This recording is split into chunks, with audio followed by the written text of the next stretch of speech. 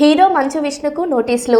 ఎంబీయూలో విద్యార్థినేతల kidnap కేసులో ఏటుగా ఉన్న విష్ణు నోటీసులు జారీ చేసిన తీర్చున్నారు పోలీసులు.